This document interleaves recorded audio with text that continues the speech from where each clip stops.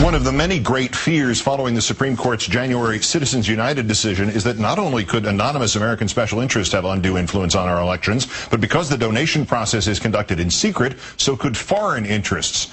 Hey, hey, ho, ho! Chamber money is foreign dough! Chamber money is foreign dough! Hey, hey, ho, ho! Hey, hey, ho, ho! Chamber money is foreign dough! Chamber money is foreign dough! We thought it was incredibly important to mobilize as fast as we could to make sure that the chamber doesn't feel like it's going to get away with these new revelations, that it's accepting money from foreign corporations and foreign governments to essentially buy our election this year. The election is 27 days away.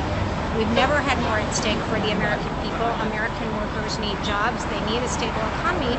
And yet we've got the Chamber of Commerce pouring in $75 million, possibly from foreign corporations who actually want to buy the election to outsource more American jobs and to make sure the economy only works for corporate CEOs and multinational corporations who already make more money than the rest of the American middle class put together. Some things we do know. Nestle, BP, Toyota, Hyundai, those are foreign corporations doing business in the United States. We know they are contributing to the political process. That's not right! Yeah. We don't need their vote. We don't need their money to fund our elections. Yes, up, you're corrupt! Yes, up, you're corrupt! I mean, I think there's an obvious ethics question that if someone scratches your back and pays for your elections, are you going to be using your power to help your constituents, to help your people from your state or your local community, or are you going to be doing things to kind of help out the people who funded your election? It seems like elections is just becoming a funding race versus an issues race. So I think that people will just take money from wherever they can get it and worry about the consequences later.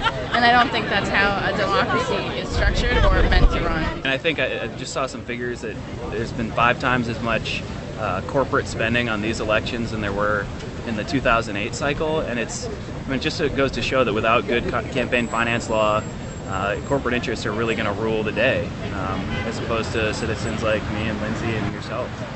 Election day is one of the few times Americans can make their voices heard and say what's important to them. They can spend the rest of the year, they can throw their money around how they want, but on election day it's important that that voice belongs to the voters and citizens of America who are paying taxes and participating.